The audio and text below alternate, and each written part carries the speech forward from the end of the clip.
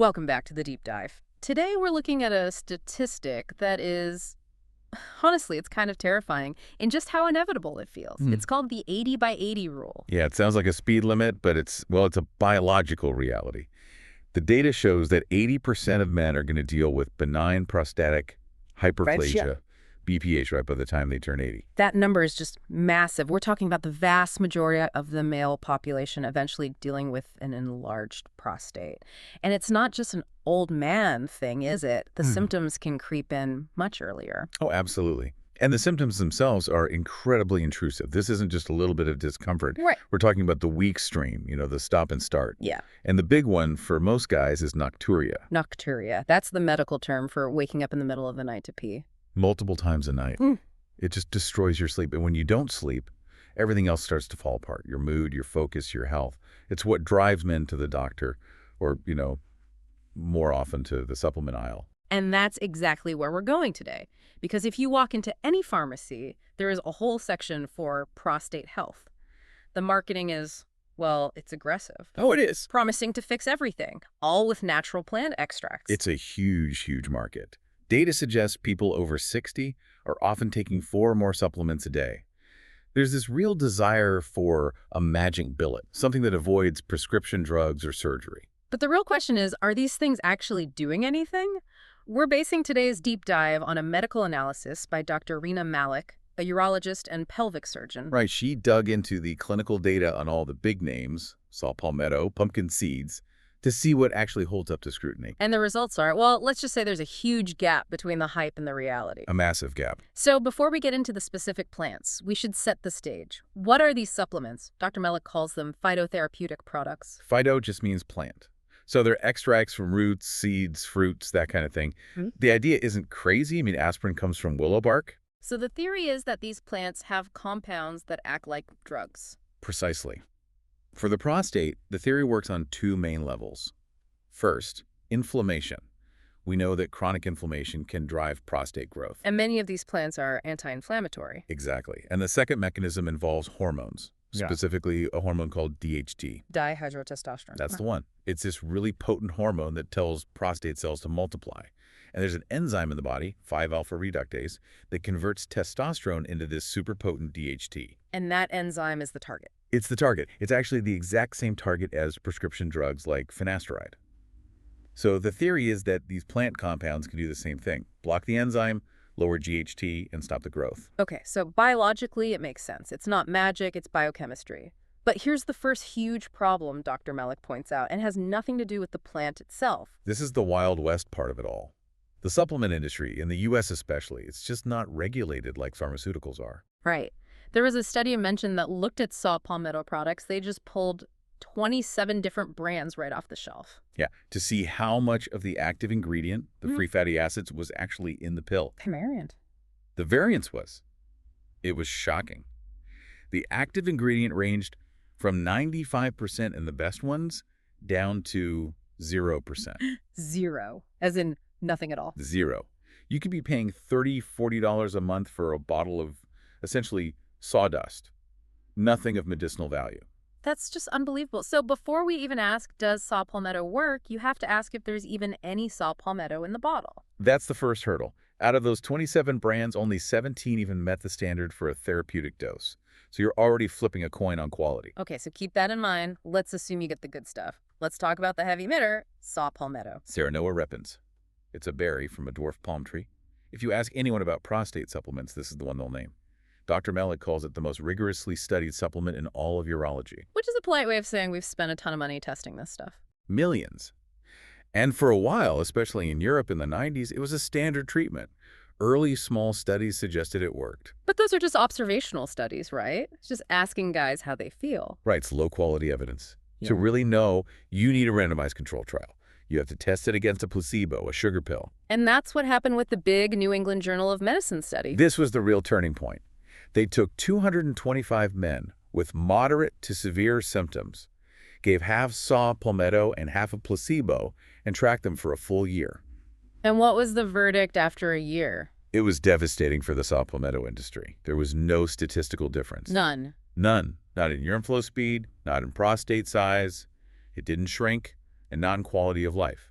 The guys on the sugar pill felt just as good, But the argument then became maybe the dose was too low? which is a fair critique. So in 2011, a study in JAMA tested that. Over 300 men, and they did what's called dose escalation. They started at the standard dose, then doubled it, then tripled it. Over a year and a half. Surely tripling the dose did something. It did not. Still no significant difference from the placebo. Then the Cochrane Review, which is like the Supreme Court of medical evidence, looked at 17 trials with over 2,000 patients. And their conclusion. Definitive. Saw Palmetto does not improve symptoms or flow rates any better than a placebo. Okay, so the data is crystal clear. But I have to ask, I know people who swear by this stuff. They say, I started taking it and my symptoms got better. Are they making it up? No, they're not making it up. They are experiencing the placebo effect. And in urology, the placebo effect is unbelievably powerful. Why is it so strong for this, though? I get a placebo for a headache, but this is a physical pipe that's blocked? Because the bladder is so connected to the nervous system. It's an emotional organ. If you believe you're taking something that helps, your brain sends calming signals to the bladder. You perceive less urgency. The blockage is still there, but your brain has turned down the alarm volume. So the symptom relief is real, but it's all in your head, not in your prostate. Exactly. Dr. Malik says she still offers it to patients because it's safe. If the placebo effect helps them sleep, that's a win. But she's clear with them. Chemically, it's not doing the work. That's a huge distinction. Okay, let's move on to the next one. Pygeum africanum. This one comes from the bark of the African cherry tree. And unlike Palmetto, the data here is a little more promising. Okay. There was a Cochrane review for this one too, right? Back in 2002. Yes. 18 trials, about 1,500 men, and the results were actually positive. Men taking Pygeum were twice as likely to report an improvement in their symptoms compared to placebo. I'm seeing the numbers here. Nocturia the night waking down by 19%, and residual urine volume dropped by 24%. That seems like a real physical change. It is significant. A 24% drop in leftover urine means the bladder is emptying better. That's a mechanical improvement. So why isn't this the standard then? The timeline. Those studies were incredibly short. The average was only 64 days. Just 2 months. Barely 2 months. And BPH is a chronic, lifelong condition. We have no idea if the effect wears off after 6 months or a year. We just don't have the long-term data. So it's a maybe. It might work for a sprint, but we don't know if it can run the marathon. Perfect analogy. That's why you often see it mixed into those prostate blend formulas. All right, let's switch gears to the kitchen cabinet. Pumpkin seeds. Cucurbita pepo. This one is fascinating. The theory here is nutritional. Pumpkin seeds are loaded with zinc. And the prostate needs a lot of zinc. One of the highest concentrations in the body. But there's another mechanism, too, involving nitric oxide. Nitric oxide! Isn't that for blood flow? It is. It relaxes smooth muscle. The idea is pumpkin seeds help relax the muscle in the prostate and bladder neck, which opens up the channel. Like loosening a clamp on a hose, so does it work? Well, there's a study of 476 men, and this is my favorite example of why you have to be so careful. The group taking the pumpkin seed extract reported a 65% improvement. 65%? That's life-changing. It is. But then you look at the placebo group. The men taking the fake pill. They reported a 54% improvement. Wow. So the sugar pill fixed over half the problem on its own. It's that mind-bladder connection again. The actual benefit from the pumpkin seeds was only about 11% better than nothing. It was statistically significant, but just barely. And did it shrink the prostate? No shrinking, no change in flow rate. It seems to help with those overactive bladder symptoms like urgency. But it doesn't fix the obstruction. Any harm in trying it? Usually not, but Dr. Malik does warn about the extracts. They're high in phosphate and magnesium. If you have kidney issues or you're already taking magnesium, you could get into trouble. Good to know. What about lycopene, the tomato one? Powerful antioxidant. Great for prostate cancer prevention. But for an enlarged prostate, the data just isn't there. So Dr. Malik's advice is skip the supplement. Skip the pill, eat the paste. Cooked tomatoes, watermelon tomato paste. Your body absorbs the lycopene better from cooked tomatoes, actually. Great excuse for more Italian food, but there's a warning here, too. Yes, a big one.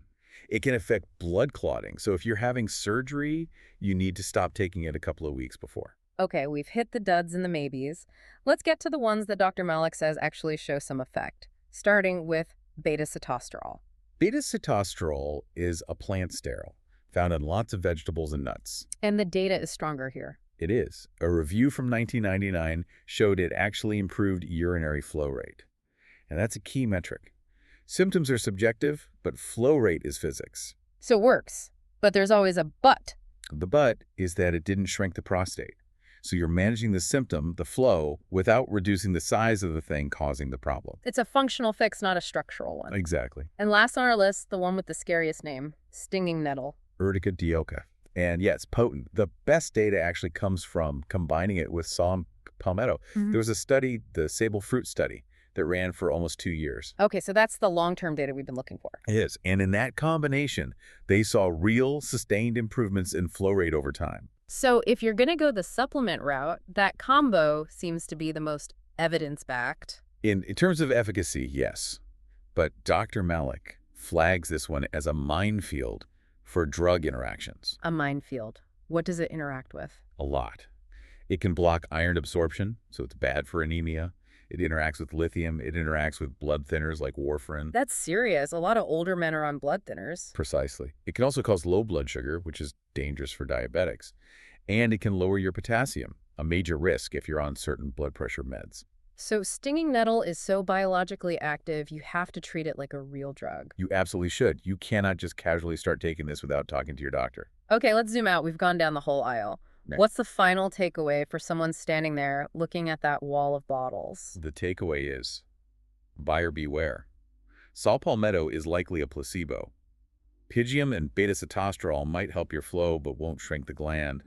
And stinging nettle works, but it's risky. But Dr. Malik's biggest concern isn't about wasting money, is it?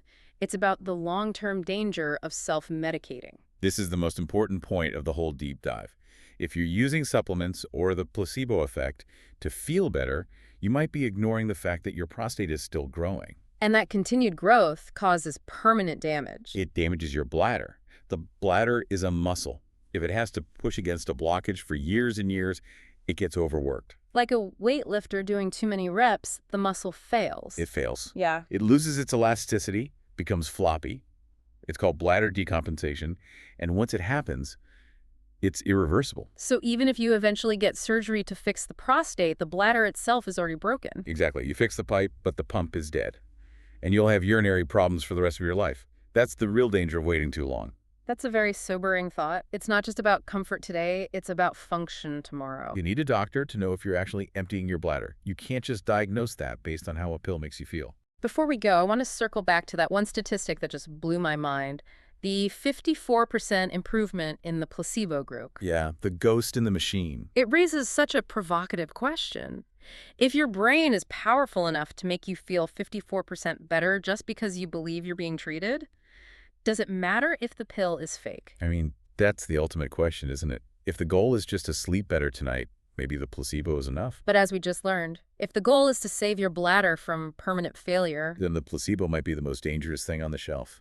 something to think about. That's it for this deep dive. We'll see you next time.